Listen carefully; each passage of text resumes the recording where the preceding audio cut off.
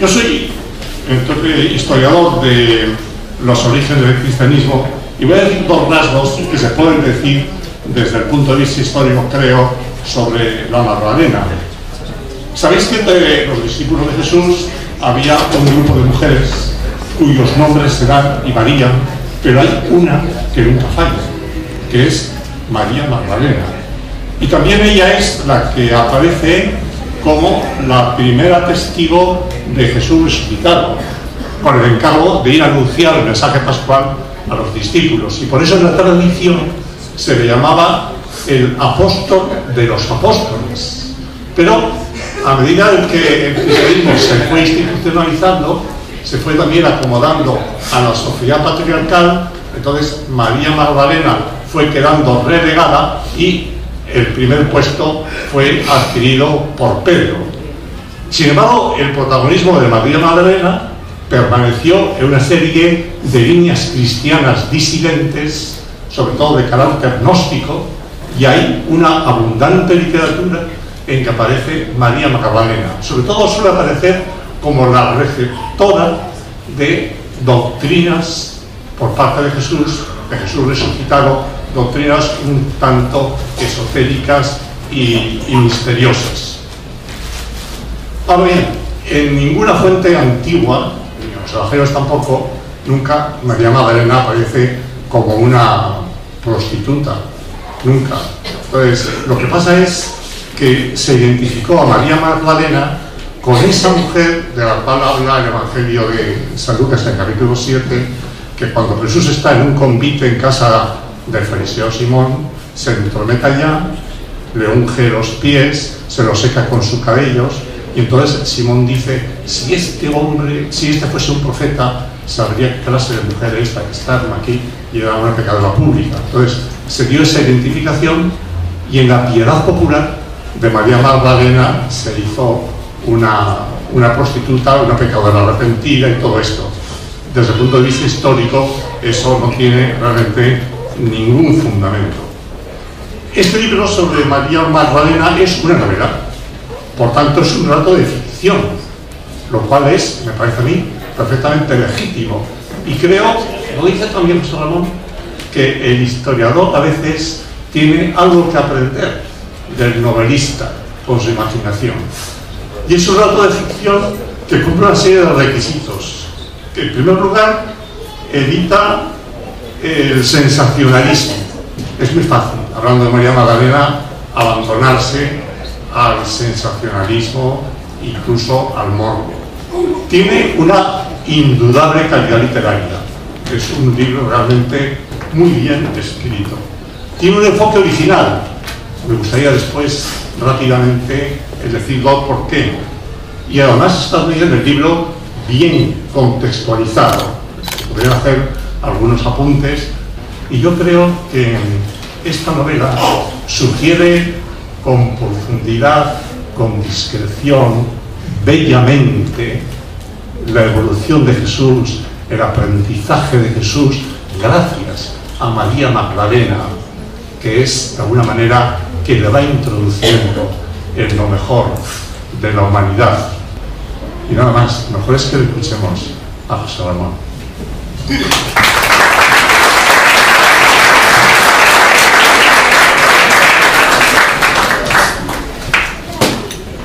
Muchísimas gracias a todos los que habéis venido a la presentación de esta novela. Muchos somos amigos, otros un poco desconocidos, pero ya algunos estáis acostumbrados a mi manía de escribir. Muchísimas gracias, Rafa. Yo quería agradecerte especialmente la presentación, que, en fin, calificar esta novela de excelente, pues me llena de orgullo.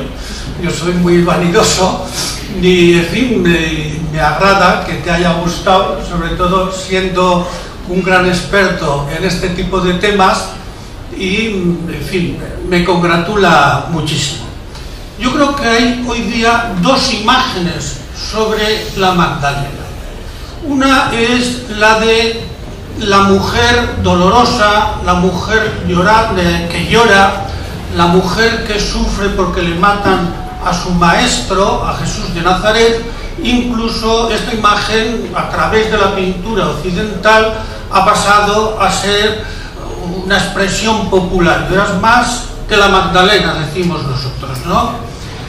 A mí esta imagen no me convence. Vas por la calle y la gente te pregunta, pero bueno, ¿Jesús se acostó o no se acostó con María Magdalena? ¿Era el marido o no era el marido de María Magdalena? ¿Tuvo hijos o no tuvo hijos con él? ¿Con él o con ella? Bueno, esto es una pregunta que yo se lo dejo a los historiadores porque no la sé, la respuesta, pero sí sé una cosa que es importante y es tener en cuenta siempre. Y es que cuando existen relaciones sexuales, supongo que han existido relaciones sexuales entre la Magdalena y Jesús, pero en cualquier otra circunstancia, las relaciones sexuales no significan lo mismo para unos que para otros. Entonces, para algunos es una complementación, para otros es una liberación, para otros es una culminación de su propia vida y para otros es un acto completamente indiferente. Entonces, que a mí me digan que Jesús de Nazaret y la Magdalena tuvieron relaciones sexuales, repito, esto es una pura hipótesis, sigue siendo completamente, sigue dejando en el aire las relaciones de estas dos personas.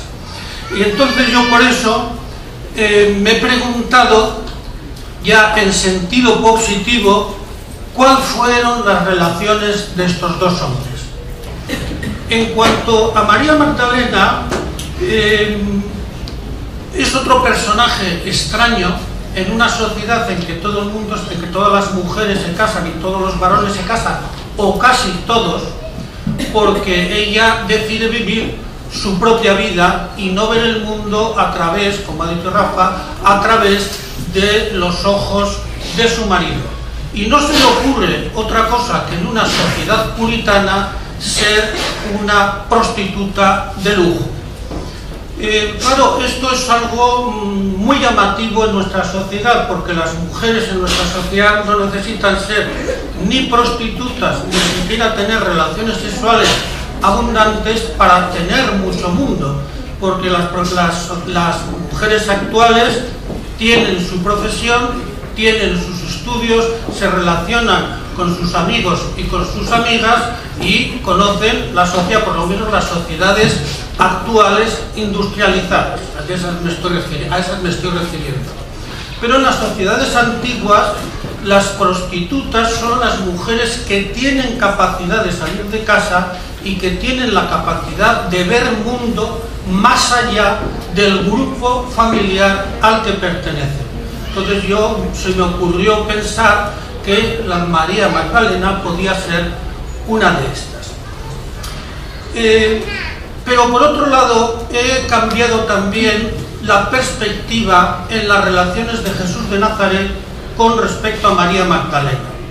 A Jesús de Nazaret siempre se le presenta como el gran maestro, y además sin la menor duda es un maestro. Jesús de Nazaret ha cambiado la historia, se puede juzgar para bien o para mal ese cambio, esto es una valoración. Entonces yo, en vez de ver lo que Jesús enseña a María, he cambiado de perspectiva y he pensado qué es lo que María enseña a Jesús de Nazaret. Entonces parto de que María ve en Jesús de Nazaret una persona interesante que no habla desde otros, sino que habla desde sí mismo y desde su propia experiencia religiosa, pero se da cuenta de que él es una especie de intelectual a lo judío, que hay muchos tipos de intelectuales, es decir, un intelectual a lo judío, pero que está muy verde humanamente, como ha dicho antes Rafa, y entonces decide madurar. Y en ese sentido, ella le va enseñando, a mi modo de ver, cómo tiene que predicar, cuáles son las versiones que tiene que dar sobre el amor y así sucesivamente. Desde ese punto de vista, el hecho de hacer de la Magdalena una maestra de Jesús, por así decirlo, me parecía que enriquecía las relaciones de estos dos personales. ¿Qué es lo que piensa Jesús de Nazaret de María y qué es lo que piensa María de Jesús de Nazaret? Y fue allí en Tiberíades. Tiberíades es una ciudad de reciente construcción, cerca de donde ella era, de Magdala, al lado del lago de Tiberíades. Dice, y fue allí en Tiberíades donde conoció al nuevo predicador, un Galileo de Nazaret. María había admirado conmovida a aquel predicador joven, pero desde que habló con él en la orilla del mar de Galilea, se enamoró de él. Y para terminar, obviamente, muchísimas gracias a todos otra vez por vuestra presencia y por vuestro silencio. Muchísimas gracias al profesor Aguirre por su presentación. Quiero dar las gracias también a Antonia, la directora de la editorial Beta, Ediciones Beta, porque en cuanto le presenté el manuscrito lo acogió inmediatamente y luego con mucha diligencia lo han editado, y por las sugerencias que me ha hecho varias veces, a Bárbara Carbone por la portada del libro y a mi hijo también, Egoy Charana, que está allí con el nieto, me parece, que también le ha ayudado en este tema. Y no podían faltar las gracias a mi mujer Petri, porque ha salido hace un momento, porque me permite fugarme a otros mundos, en concreto a estos mundos de la escritura, me hace sitio para que me encuentre a gusto, me estimula además para hacerlo, me corrige con cierta precisión, por decirlo con palabras suaves, y me incita a ellos. Pues nada más, muchísimas gracias a todos vosotros. Y ahora si queréis...